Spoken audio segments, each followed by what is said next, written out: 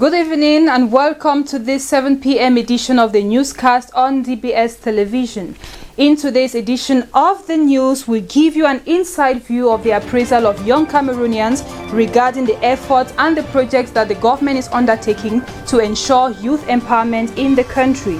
We would also be bringing you into the aftermath of the fire incident that occurred yesterday evening in H Club Bonamoussadi. Those were the headlines for today. Ladies and gentlemen, details will be yours when we return in a moment.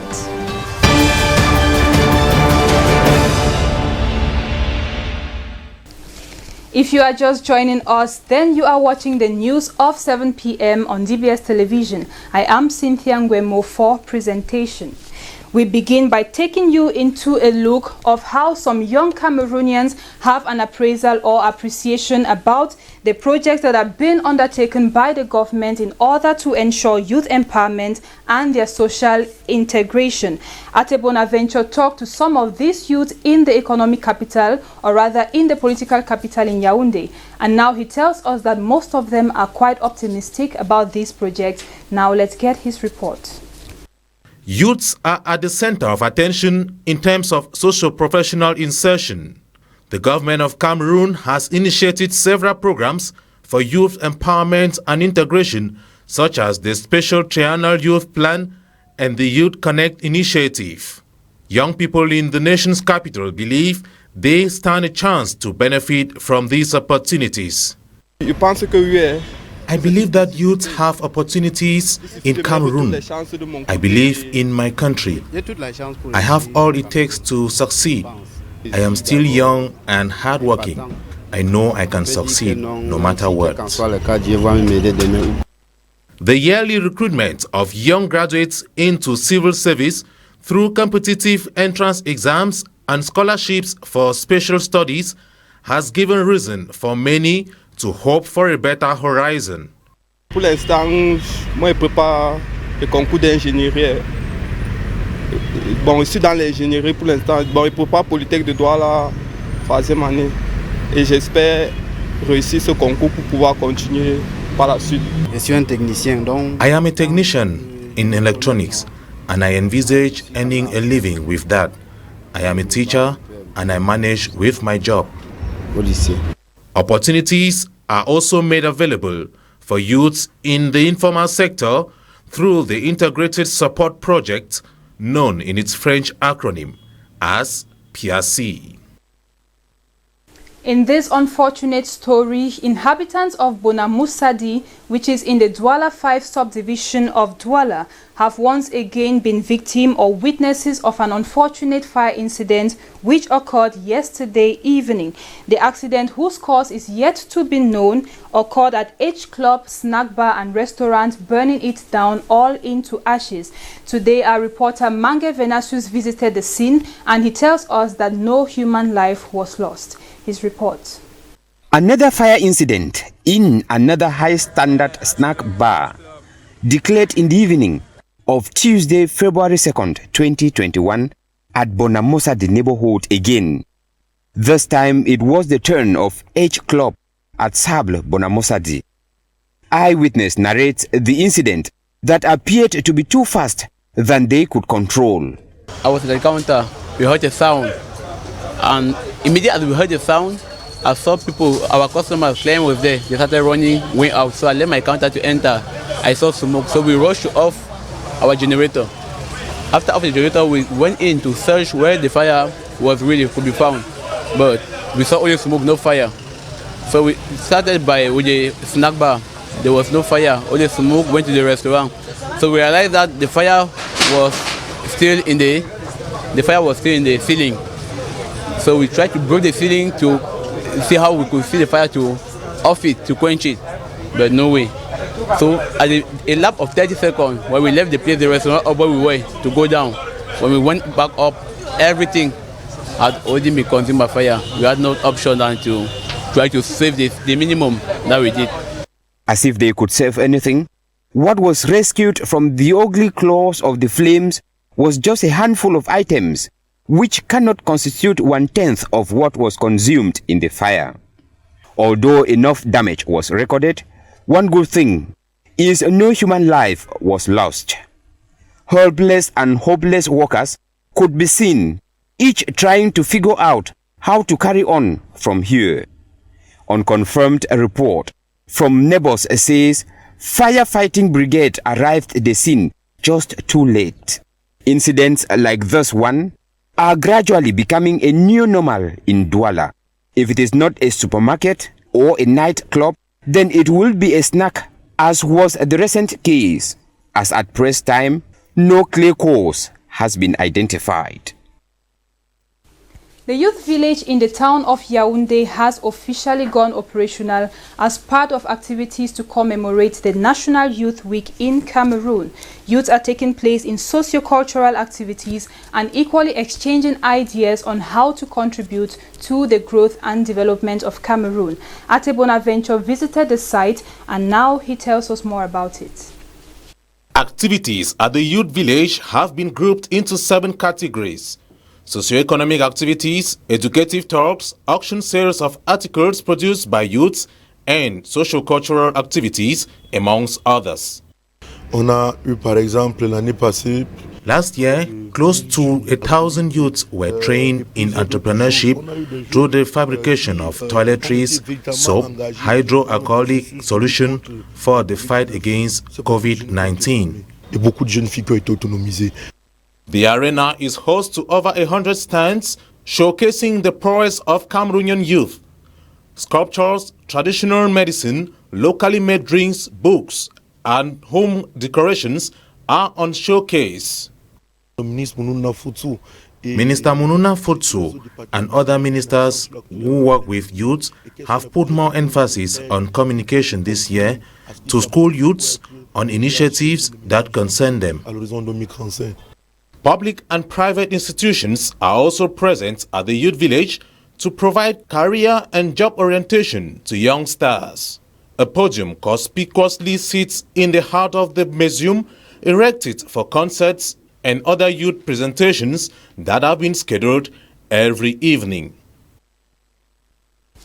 In the far north region of Cameroon, the Minister of Youth Affairs and Civic Education has just established the very first Municipal Youth Council in Maroua. The council would have as objective to participate in developmental projects and greatly assisted by mayors and regional councillors of this region of the country. Details with Vanessa Shuyo. Taking place at the Municipal Hall of Maroua, the Minister of Youth Affairs and Civic Education, Mununa Futsu, alongside mayors and the Regional Executive Committee, have installed the ever-first municipal youth councillors of the region and in Cameroon. For us to share with the other mayors of the region and the regional council, so that they should be the pioneer in the putting in place of those structures, which are citizenship structures for participation of young people and development also of volunteering in their communities. The meeting was a kind of mentorship to these youth councillors to help empower themselves in active citizenship project dubbed Patriotic Participation of Youth in Local Development. Minister Mununa Futsu highlighted the fact that some mayors who have already implemented such structures used the opportunity to expose some challenges encountered and best practices to improve its implementation over the national territory. There was a general atmosphere of satisfaction after the exchanges. The majority of the participants adhered to the project. They are entirely edified on the outcomes of this project, because it's a win-win partnership that should be put in place between the young councillors and the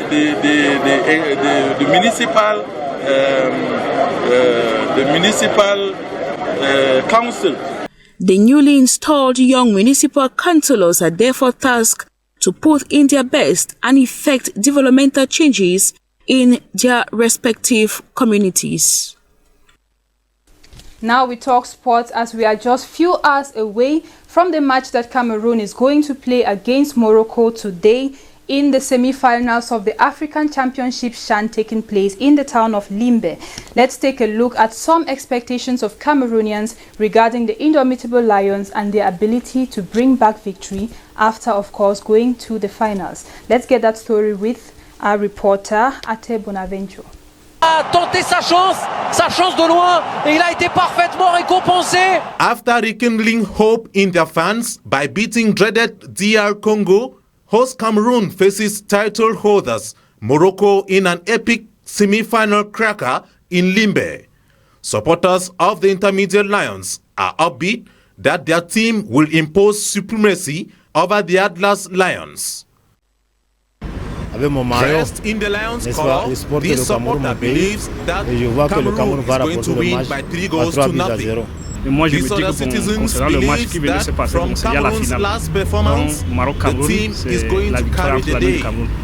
Cameroon reached last 4 after coming back from a goal down to defeat one of the title favorites last Saturday, while Morocco continued their quest to successfully defend their title with a convincing 3-1 win against Zambia. Some tongues have been wagging on the chances of the boys of coach Ntungumpile.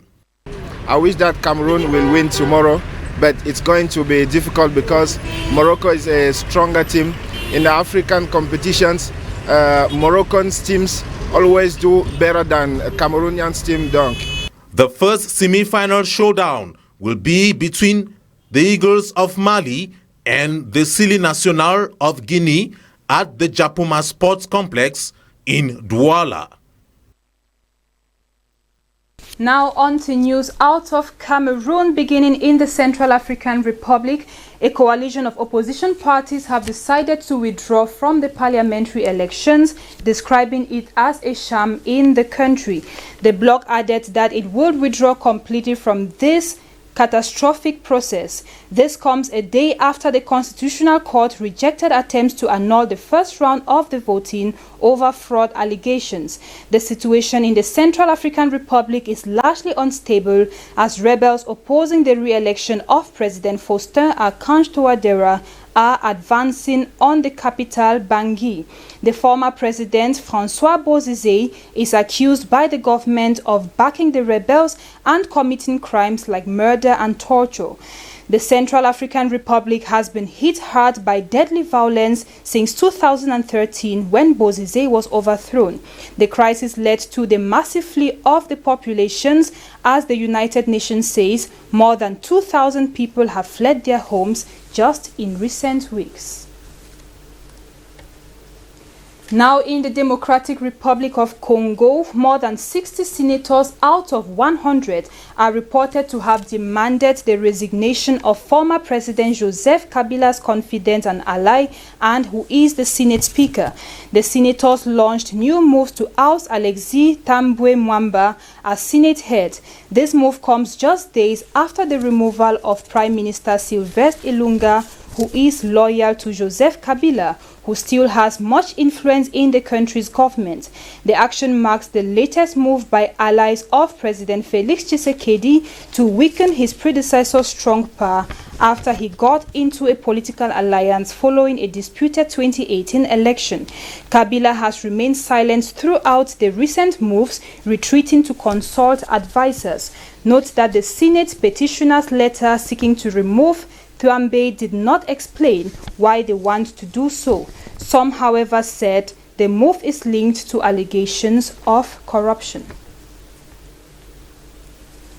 After more than 6 years of budgetary sanctions on Burundi, a political dialogue between the country and the EU who imposed the sanctions began on Tuesday, February 2 in Bujumbura, Burundi's largest city. The Burundian authorities and the EU are meeting to discuss the budgetary sanctions taken against the East African nation at the start of the 2015 crisis, mainly for reasons of serious human rights violations blamed on the regime in power at the time. The European Union directed first sanctions against several personalities of the regime and then suspended all foreign aid to the government in March 2016, a blow to the Burundian authorities. In revenge, European diplomats are no longer received in the Burundian cabinet, and the repression against the opposition and civil society has increased. This was not until the coming to power of General Evariste Ndayishimiye, who took over from Pierre Nkurunziza, now deceased, who ruled Burundi for 15 years. Now we move out of the African continent as a Russian court has sentenced opposition politician and Kremlin critic Alexei Navalny to 3.5 years in prison, defying condemnation from world powers and Navalny supporters to send him to jail. The reason advanced is his violation of probation terms over the 2014 money laundering case. Navalny, however, rejected the claims of violating parole and slammed the process as an attempt to silence him. Given that the opposition figure had previously spent 10 months under house arrest, the verdict means Navalny would now spend 2 years and 8 months in the Russian penal court. The opposition figure blamed President Vladimir Putin for his previous poisoning that caused him to be evacuated abroad for treatment, though the Kremlin has denied the poisoning allegations. Alexei Navalny encouraged Russians who already have been protesting his arrest and detention for weeks to resist President Putin's government. That story from Russia is what brings us to the end of this edition of the news on DBS Television. I am Cynthia Nguemo for the presentation, inviting you to stay with us throughout the night until we meet you again tomorrow. For now, good night and see you tomorrow.